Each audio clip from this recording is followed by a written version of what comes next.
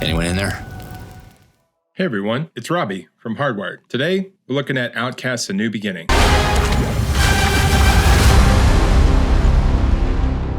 I was actually kind of excited to play this game.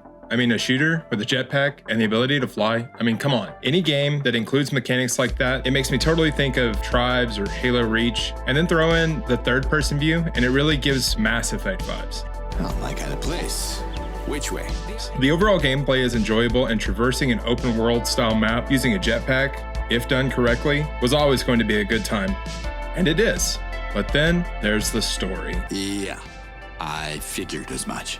The game drops you into a conflict after you teleport from another dimension that somehow caused you to lose your memory. But all you know is that the indigenous Talon people on this planet are being invaded by humans with robotic troops. But also, you randomly get these visions that inform you about your life that you seemingly have, but maybe not. I don't know. Luckily, it turns out that you're the messianic hero that these people have been waiting for, as it was foretold by their yods, which are absolutely gods, but don't call them that.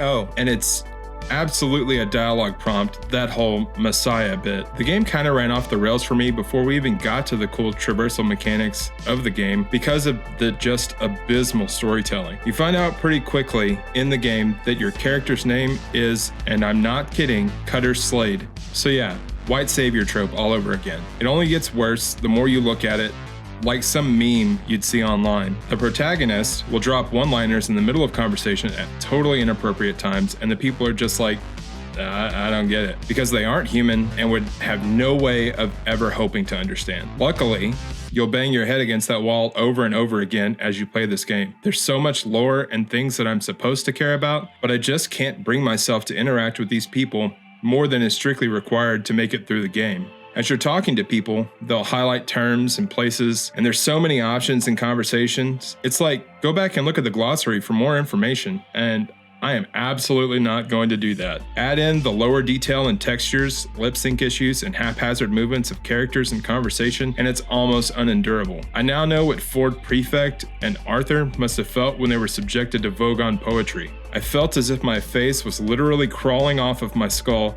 so it could scurry away, only to be found later in a dark corner of my living room. And to coax it out, I then had to reassure it that I would do my very best to avoid such things in the future. This game could have been great.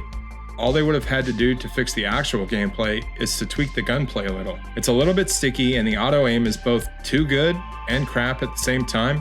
Moving about this world is fun, and it really gives Mass Effect vibes in how it plays. It also looks a lot like Mass Effect 3, and not the remaster, but the original, despite running on Unreal Engine 4. They also took a bit too long to actually give you all of the movement mechanics you see in the trailer. Like, if you're gonna show me flying around, don't make me wait forever to finally unlock that stuff. Also, I'm mildly colorblind, and I will actually use the accessibility settings to put color filters on to help me out. But when I did that, it broke the game. The video was popping between color temperatures and cutting to black, so I ultimately had to turn those off. All of this kind of feels insulting. Like, just don't include them in the game if it's going to break it. I've struggled through many a game in my lifetime that didn't have those settings, and that would have been preferable. If I was going to give this a rating solely based on gameplay, I'd give it a 7, or maybe an 8, but having to slog through this Avatar dupe of a story, no way I could give it more than a 5. And honestly, I want to give it a 4. But the gameplay is pretty good, and because we don't do half numbers, Outcast A New Beginning, you get a 5. Be thankful it wasn't a 4.